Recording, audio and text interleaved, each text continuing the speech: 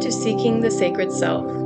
I'm your host, Naomi Rozak. Today, I want to talk about how to make choices that you can be confident in, particularly when we aren't sure of whether we're making a choice from the head or the heart.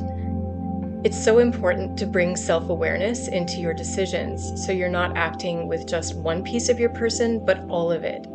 And you're aware of why you've made the decision instead of only being emotion-driven or impulse-driven or fact-driven. And it's okay to be any of those because these are probably an extension of your true way of being in the world.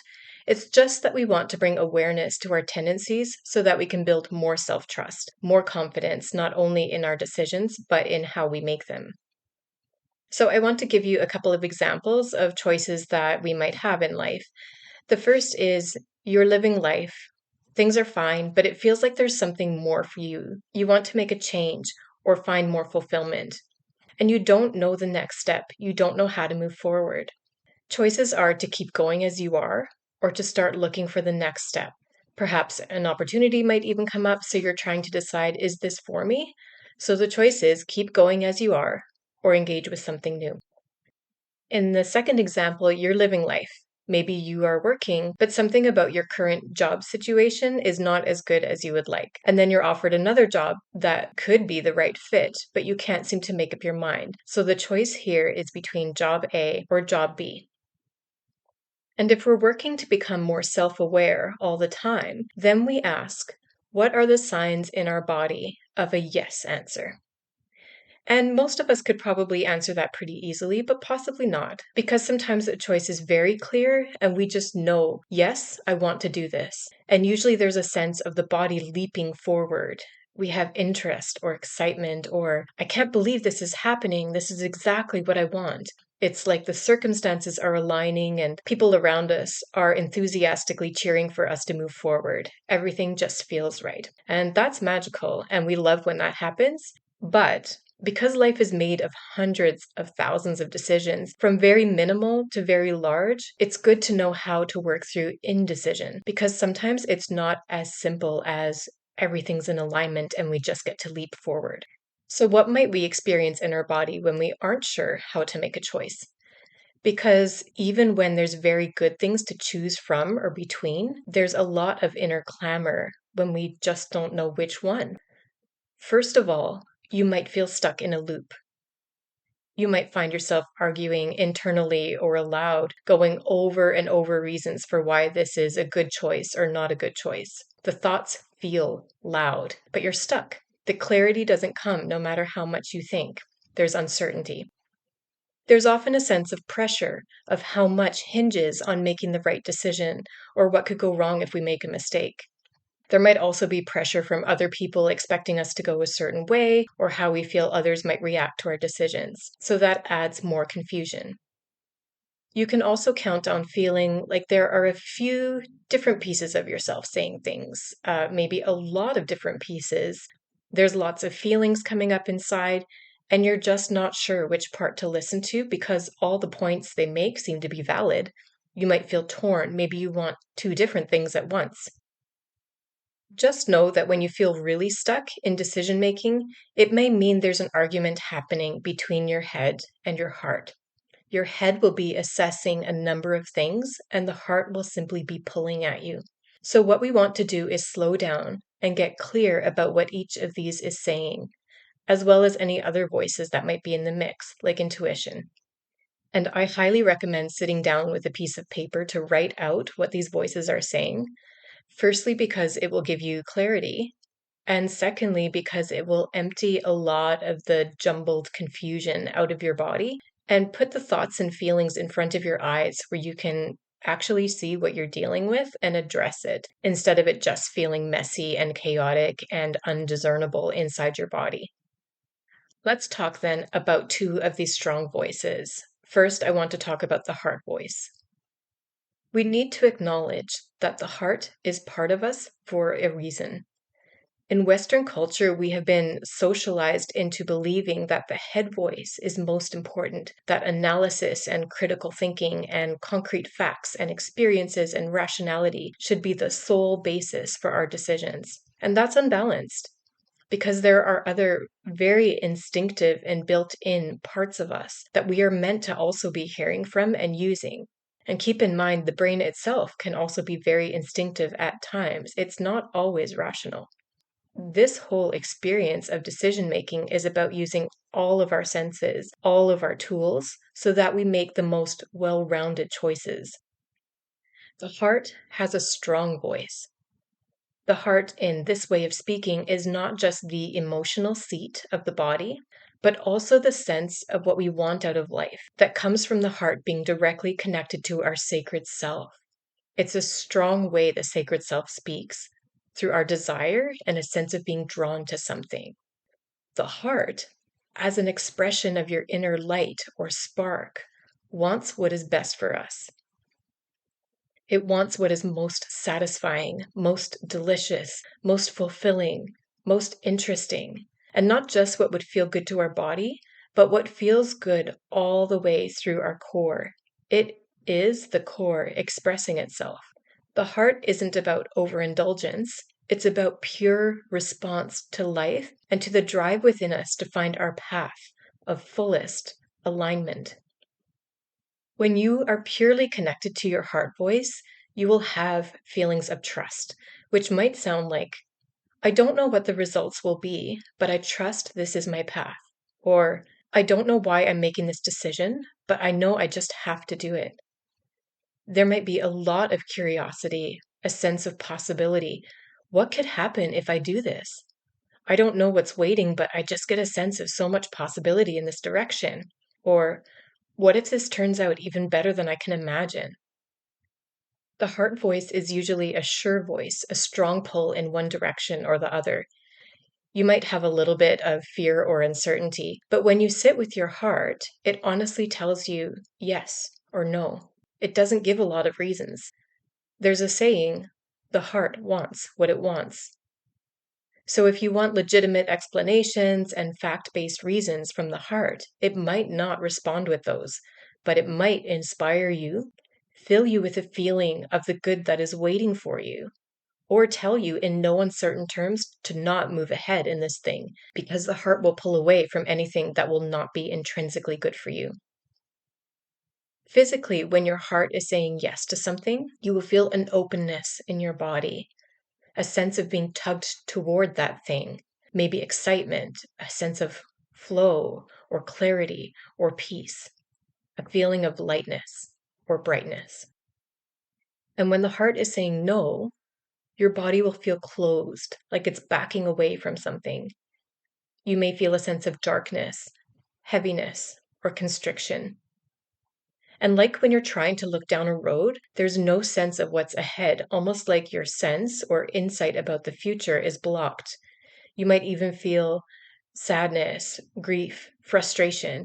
Your heart, through your emotions, is trying to say, this will be awful for us. Please don't do it. This won't be good for our emotional self or for what we really want. The heart also knows more than the head does about what our core desires are. Sometimes we aren't even yet aware that we have these desires. We're just trying to find our way forward from a vague sense of something inside that we can't put into words. So getting to know how the heart speaks and doing what it says in small ways can be really important to learn trust that it really does have our best interest at heart. See how these funny sayings actually have a lot of truth to them? The best interest at heart. The heart really can be trusted to lead you. We've been taught that we can't rely on our feelings, so often we shut down the heart's voice, instead of understanding that it's a worthy part of us that deserves to be heard in combination with the rest of us. And the heart is not interested in concrete evidence. It knows that our lives are actually not that concrete, and it's more concerned about you feeling fulfilled than the facts of how we get to that point. And now that I've summarized a little bit about how the heart speaks, notice that when I talked about the heart, I did talk about feelings because we do talk about it as the emotional center of the body. And it is also more than that. The heart is attached to our navigation system that we have in the center of us. It points us in directions. And so it's important to understand that Our emotions can come from this place of feeling, and our emotions deserve to be taken into account when we make decisions. But the heart is more than just emotions. It is an indicator of which way our true self wants to go. So let's not discount it as either the feelings center of the body or the indicator that it is. Let's talk about the head voice next. This is a voice we've been taught to elevate above all else, and yet it is only a part of us. But it can be one of the busiest, most distracted, buzzing parts of us, and can be a tough companion to walk along with until we learn to hear from other parts of us too, or how to calm that busy mind. The head voice, our thinking voice, works on the idea of evidence. It will be a voice based on past experiences, our survival instinct, analysis, and reasoning based on all the information it's ever absorbed, our thoughts, and our beliefs. The head voice is based on what we perceive as concrete reality, that is, facts, unmovable circumstances, even things we believe to be true that might not be, but we have become convinced that they are.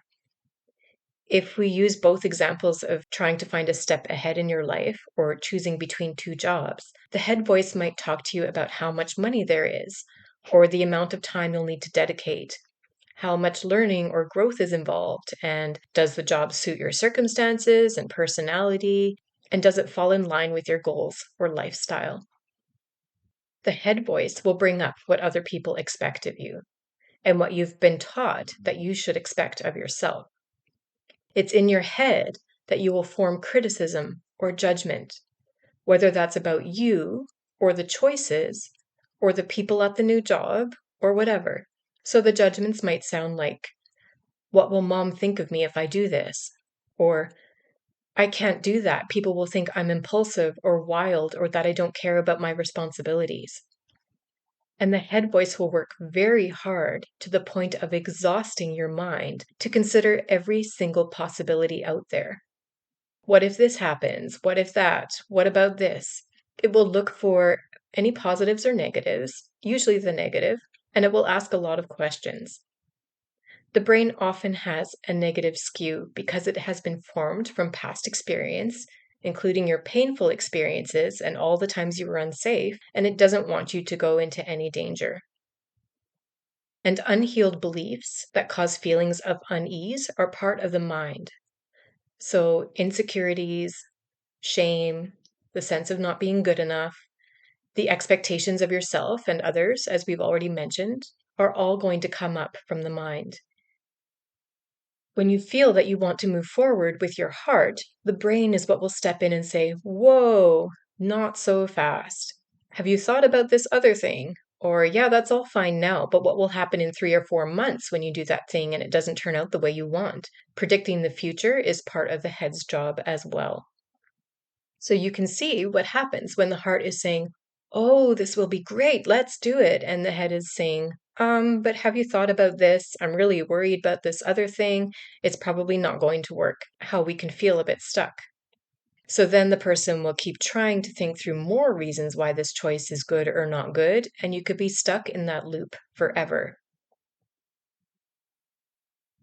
If we leave the idea of the head voice and the heart voice to the side for a moment, there is also something to consider, which is the choices themselves.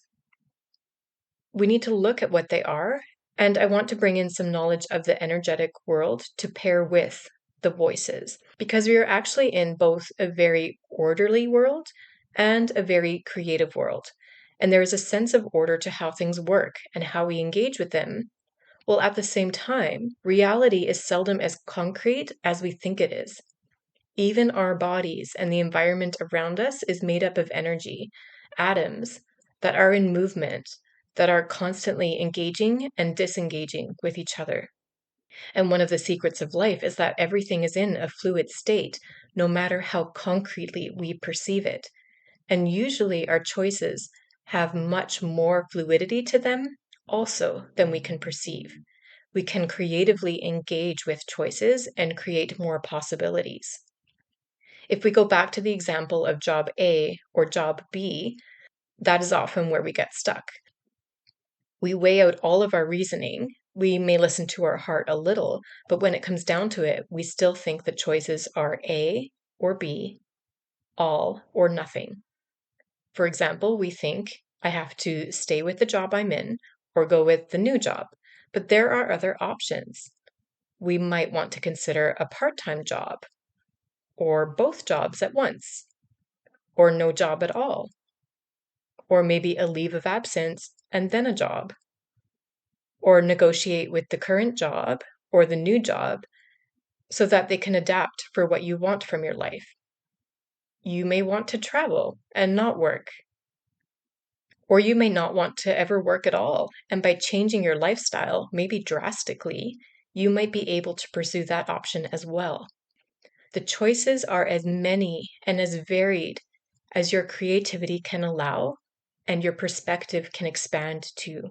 You are full of power to engage with the situation, and even situations that are bulky and difficult and feel very burdensome.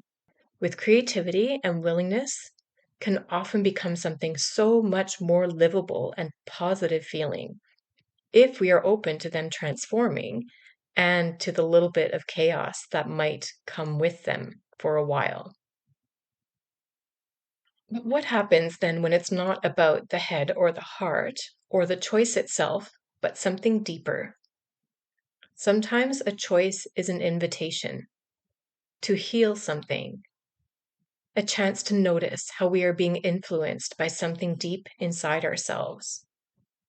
Our feelings and our thoughts often indicate something more is going on.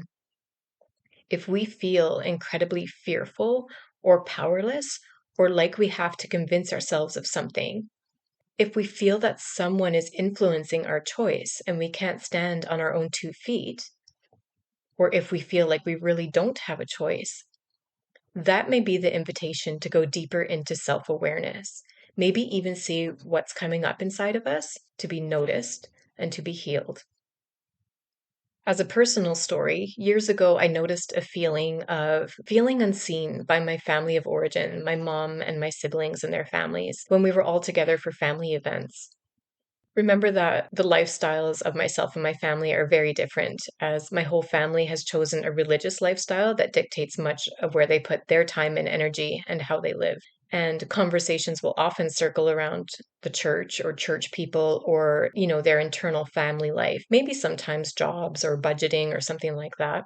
And that's a lifestyle I very consciously choose not to follow as far as the church stuff and some of the family life things as well. So, in conversation, I'm most interested in the kinds of things I talk about on this podcast and how people are growing and how they're really doing under the surface and what they're struggling with and what's fulfilling them, what they're interested in, what lights them up. Or sometimes I would like to share about my life and the things I'm discovering or projects I'm doing. I confess to feeling bored if a conversation is, endlessly about parenting and not really about growth in parenting, or if we're just talking mundane details. I mean, I love people, I will listen, and I will enjoy some of that. But for long conversations or long hours together, I really need a conversation to be a little bit deeper. So it felt like my family would carry the conversation. They would talk on and on, often about subjects that just weren't interesting or engaging for me, while I sat silently, just waiting for someone to ask me a question about my life. It felt like I didn't matter.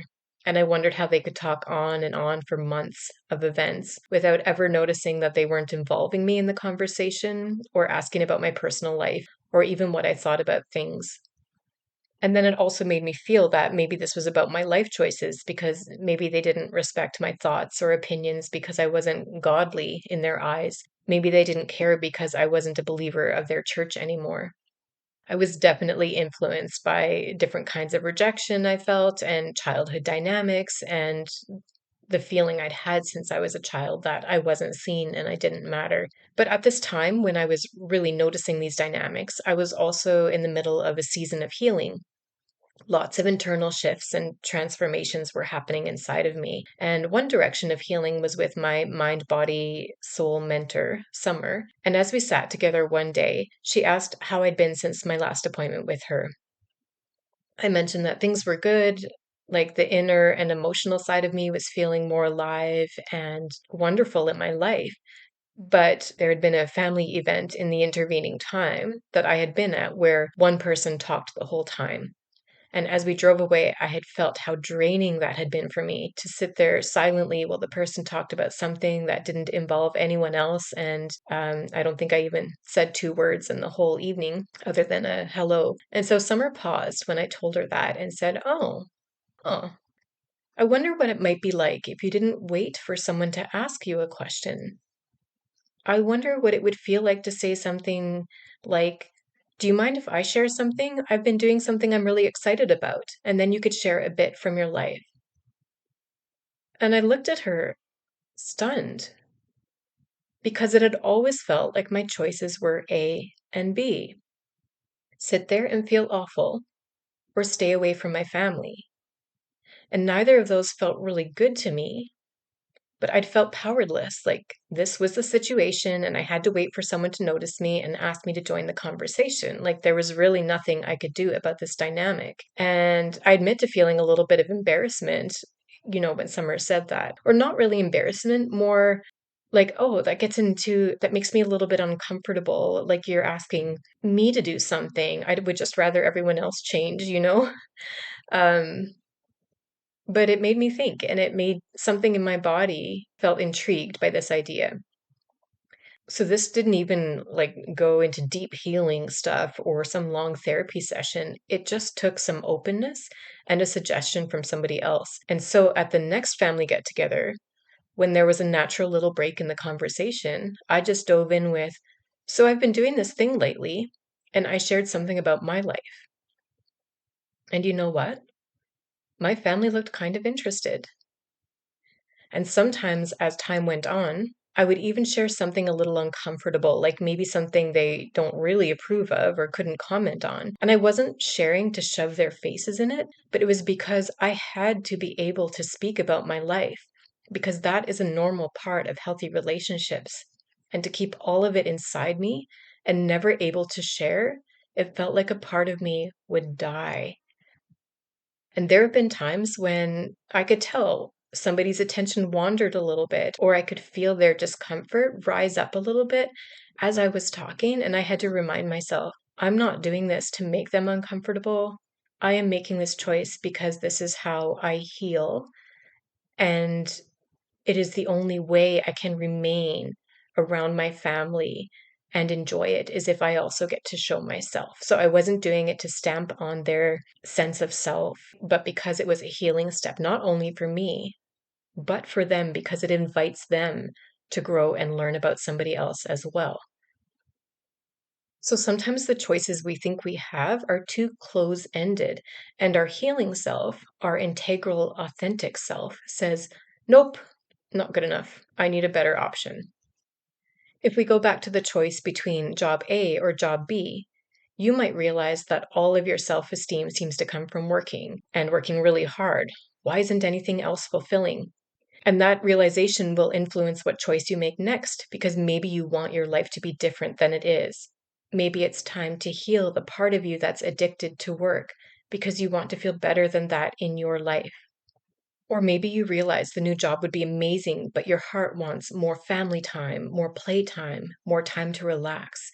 And even though the money would be great, you'd actually rather make less money so that you can feel more connected to things that matter to you. Self-awareness and healing together can cause you to go in directions that would blow your mind, sometimes only a few months or years ago. These two things make the choice of A or B have more depth than just pros and cons or some feelings. All right, so let's get concrete in how we actually make decisions. First, you want to figure out the voices you are hearing and write down all the things they're saying. Let your heart speak, but then let the head come on board and give all of its reasoning. And while you're doing that, ask the brain to remember not just what could go wrong, but what could go right and what has gone well in the past to balance out its naturally negative skew. Then look below the surface to what else might be going on. What vague feelings are lurking under there? The view of the sacred self is holistic. It takes everything into account. So that's when you also want to check in with the most whole, sacred part of yourself. What would it want for you? Would the core part of you want slavery or freedom? Would it want you feeling small and unseen or valued? Would it want you to have the opportunity to grow or to stagnate? And remember that when we make a choice for wholeness, it doesn't mean everything will go smoothly. It might mean we learn a lesson or gain a skill, but it doesn't mean we are signing up for smooth sailing. Are you okay with that? And as in the episode where we talked about resistance and blocks and self-doubt and self-trust, which are, I think, episodes 8 and 10, you also want to consider your timing and how your whole self feels about this. Is this the time? Is it the place? Do you have the support you need? All of those things. But then know, you are not your head or your heart. You are actually the observer sense, an essence at the core that can see and feel and hear all of these parts. Let the observer part of you sit with the choice and make the one that aligns with all of what you want and need, not just one piece. And if your battle is head versus heart, let that observer part notice and have a conversation between the two. The heart might say, "Let's do this." And the head says, "What about this?" Well, you can let the heart answer that question. And the heart might say something like, "Well, I know that feels like a worry, but this opportunity feels really positive, and this positive change is what you secretly want, even though you can't admit it, or other people will judge you for it." And carrying on that conversation between the two will ease some of the arguments and feel like the different parts of you are flowing or integrating together.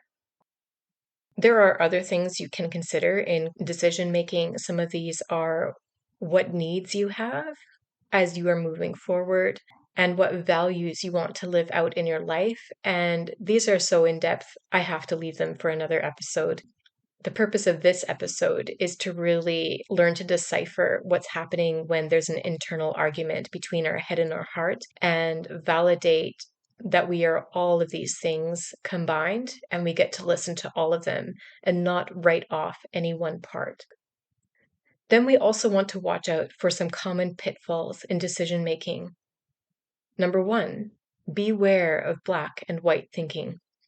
That this choice is all or nothing, that it's a full commitment and you can't back out, or you can't change course down the road.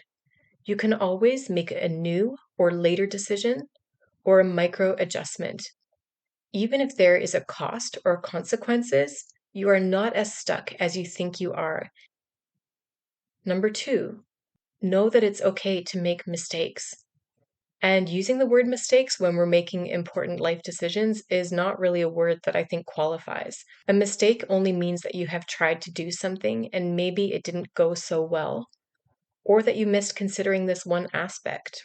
A mistake is only an opportunity to learn some vital piece of information. Let yourself try and let yourself learn. And number three, don't ignore your body senses. We can get so stuck in my head is saying this is really great, that we don't pay attention to a gut instinct. We can get so stuck thinking my head is saying this will be really good for us and, good money and things like that, that we don't pay attention to a gut instinct or intuition that's telling us something about our choice. Like maybe there's a controlling boss at the new job, or none of the employees look happy, but our eyes are blinded by the good hours and good pay and benefits. My hope with this episode is that you found a way to more clearly hear what the different voices in you are saying and be able to navigate the path ahead with more confidence and clarity. You really do have all the tools you need within you to make these choices.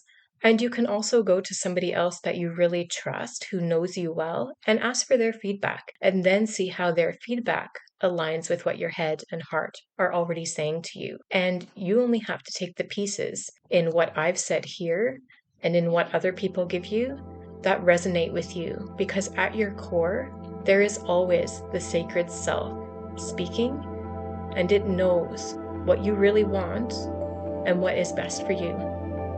And you can use that connection to your sacred inner self to make choices with clarity and confidence, and then let what happens happen because you made the best choice possible.